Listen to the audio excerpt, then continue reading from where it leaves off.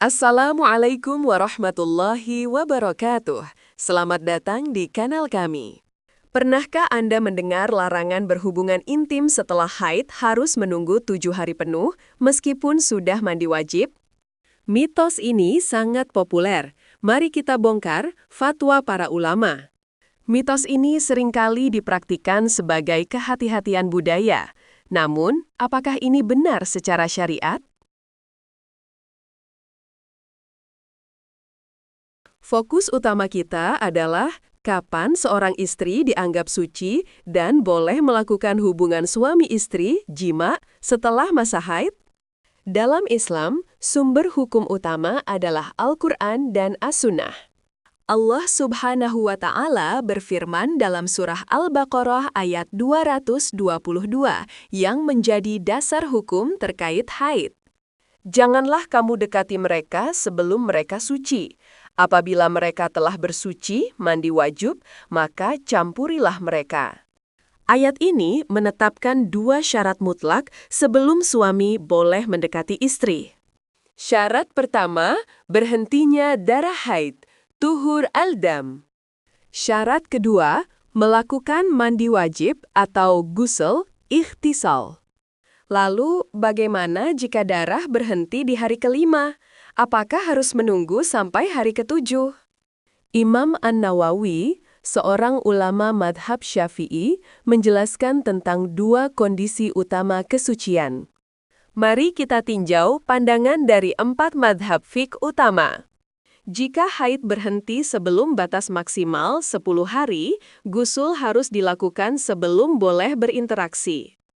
Mereka menekankan pentingnya yakin bahwa darah telah berhenti total, lalu mandi wajib.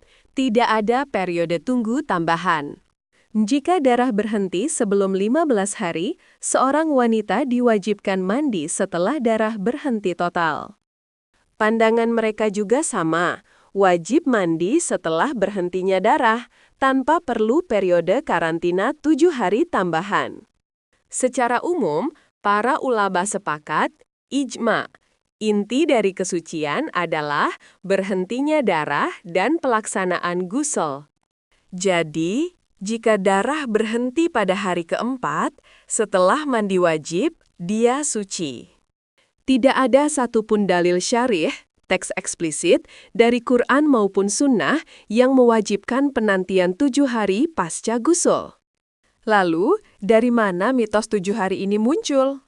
Mitos ini seringkali berasal dari kekeliruan memahami batas maksimal haid. Dalam beberapa mazhab, batas maksimal haid adalah 15 hari, sedangkan minimalnya adalah 1 hari. Rata-rata adalah 6 atau 7 hari. Batas rata-rata 7 hari, kebiasaan, berbeda dengan kewajiban menunggu 7 hari setelah darah berhenti. Menetapkan syarat yang tidak ada dalam syariat bisa jatuh pada perkara bid'ah i'tiqodiyah, inovasi dalam keyakinan. Para ulama besar seperti Syekh Utsaimin dan Ibnu Baz menegaskan bahwa menunda ibadah atau interaksi yang dihalalkan tanpa dalil adalah kekeliruan. Jika haid berakhir hari kelima pukul 10 pagi, maka setelah ghusl, ia sudah suci sepenuhnya. Hikmah dari ghusl adalah membersihkan diri dari hadas besar agar dapat kembali beribadah dan berinteraksi. Apakah ada dalil yang menyuruh menunda? Tidak ada. Bahkan jika darah berhenti di malam hari, mandi wajib harus segera dilakukan. Kesucian memberikan ketenangan bagi pasangan untuk kembali menjalankan hak dan kewajiban mereka. Lembaga fatwa kontemporer seperti DSN MUI di Indonesia juga berpegangan pada kaidah ini. Kewajiban menunggu 7 hari setelah haid selesai dan mandi wajib adalah mitos. Syarat sah kembali berinteraksi adalah 2 hal. 1. Berhentinya darah. 2. Pelaksanaan ghusl. Perlu diperhatikan, istri harus memastikan darah benar-benar berhenti dengan melihat al-qasat al-baidah atau kekeringan. Jika ada keraguan apakah darah sudah benar-benar berhenti, maka statusnya masih haid dan haram untuk didekati. Tradisi yang bertentangan dengan syariat tidak boleh dijadikan sandaran hukum. Penting bagi pasangan suami istri untuk belajar fiqh nisa, hukum-hukum wanita, langsung dari sumber yang sahih. Islam adalah agama yang mudah. Allah tidak ingin memberatkan hambanya. Menambahkan aturan yang tidak ada hanya akan menambah beban yang tidak perlu. Jika Anda atau keluarga Anda memegang mitos 7 hari ini saatnya untuk merevisi pemahaman Anda berdasarkan fatwa ulama.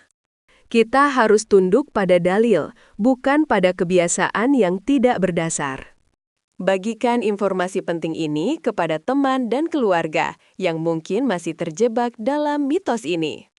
Terima kasih telah menyaksikan. Semoga bermanfaat dan menambah ilmu kita. Wassalamualaikum warahmatullahi wabarakatuh. Jangan lupa subscribe.